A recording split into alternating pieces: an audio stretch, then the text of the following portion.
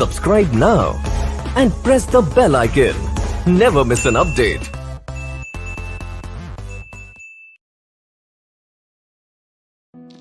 एकदम शांत स्थान पर बैठ जाइए और एक कल्पना कीजिए कि आप अभी छोटे बच्चे हैं और अपने रिश्तेदार के साथ कहीं बाहर जा रहे हैं। तभी अचानक से कोई आया और आप जिसके साथ जा रहे थे उसका कत्ल कर दिया। तो मेरा नाम है अंकित, कहानियाँ सुनाता हूँ।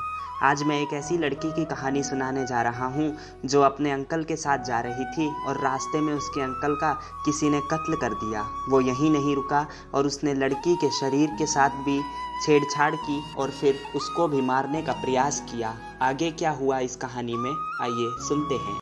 ये एक लड़की की सच्ची कहानी है जो हमें कठिन से कठिन परिस्थितियों के बावजूद जीवन को सकारात्मक बनाना और उसे जीना सिखाती है। बात सन 2011 की है। उस समय मैरासन, जो कि सिर्फ 11 साल की थी, अपने अंकल के साथ पानी लेने के लिए बाहर निकली थी। रास्ते में उन्हें 4-5 लोगों ने घेर लिया। उनके हाथों में धारदार हथियार थे।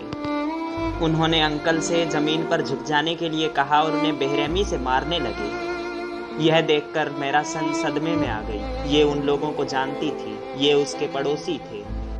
उसे लगा कि उसकी भी जान खतरे में है और अब वो बचेगी नहीं। वो उनसे बचकर भागने लगी, लेकिन वो अभी छोटी थी और हथियारबंद गुंडे आसानी से उस तक पहुंच गए। वो चिल्लाने लगी, कुया, वागपो, वागना, यूए कान, टैगनी। वो आगे चिल्लाई, मामा पो कायोसा। आगे बढ़ने से पहले मैं इसका हिंदी अर्थ बता देना उचित समझता हूँ। मुझे मत मारो, मुझ पर उन दरिंदों ने उसकी एक ना सुनी और 11 साल की लड़की का खुला यौन शोषण करने लगे। इस वर्णन को सुनाकर मैं पाठकों का दिल नहीं दुखाना चाहता, बस इतना जान लीजिए कि सब कुछ करने के बाद एक ने चाकू निकाला और उसके गले पर वार कर दिया। मैरासन बेहोश हो गई। जब थोड़ी देर बाद होश आया तो उसने देखा कि सारा बदन नंगा पड़ा है और आसपास केवल खून ही खून था।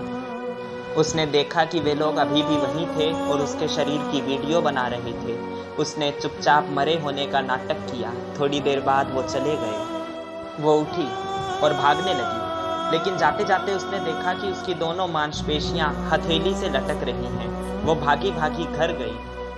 वह घबराई हुई थी, चीख चीख कर रोने लगी। उसने अपनी माँ को आवाज़ दी। माँ दौड़ती हुई बाहर आई और बेटी की यह हालत देखकर बेहोश हो गई।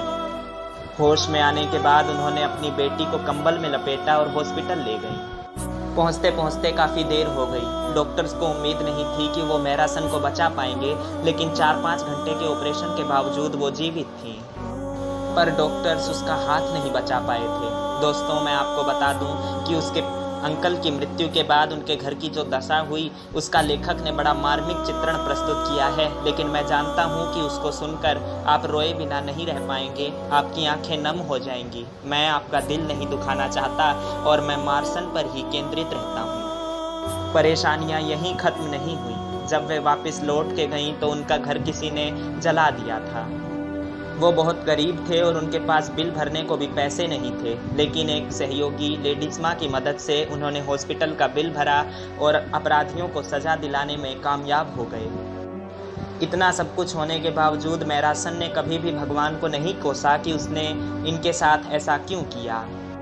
उन्होंने बताया कि मैं और दृढ़ निश्चयी हो गई हूँ। मुझे लगता है कि मेरा जन्म कुछ अलग करने के लिए हुआ है, इसीलिए उस दिन भगवान ने मेरी जान बचा ली थी। मैरासन ने हाई स्कूल की पढ़ाई पूरी कर ली है और उन्हें एक होटल में नौकरी मिल गई है। इतनी बड़ी डिसेबिलिटी होते हुए जब उनका कारनामा देखा तो मीडिया ने प्रचार प्रसार करना शुरू कर दिया। फिलीपींस के एक बड़े होटल ने उन्हें काम पर रख लिया। उनके साथ काम करने वाली एक अन्य महिला बताती हैं, वो हमें सहायता के लिए तभी बुलाती हैं जब वो कोई चिकना ढक्कन नहीं खोल पाती या उन्हें किसी तरह की समस्या होती है। वो सारे काम खुद करती हैं। आज भी वो उसी होटल में काम कर रही हैं और लोगों को प्रेरणा दे रही हैं। दोस्तों, इस कहानी ने मुझे यह प्रेरणा दी है कि कई बार हम छोटी छोटी मुसीबतों पर भी अपना विश्वास खो बैठते हैं और हिम्मत हार जाते हैं। लेकिन आज की कहानी ने मुझे सिखा दिया है कि परिस्थितियाँ कितनी ही खराब क्यों ना हो, हमें कभी भी हिम्मत नहीं हारनी चाहिए और उनका डटकर मुकाबला करना चाहिए।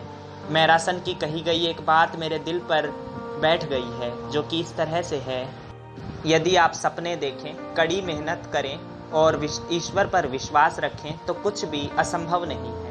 दोस्तों कमेंट बॉक्स में बताइए कि आपने इस कहानी से क्या प्रेरणा ली, क्योंकि मैं जो भी कहानी सुनाता हूँ उनमें प्रेरणा तो ज़रूर छिपी होती है। मैंने जो प्रेरणा ली थी मैंने आपको बता दी। कल मैं फिर मिलूँगा। आज के लिए बस इतना ही। अपना ख्याल रखिएगा और लोगों को भी इस कहानी से अवगत कराइए। बहुत बहुत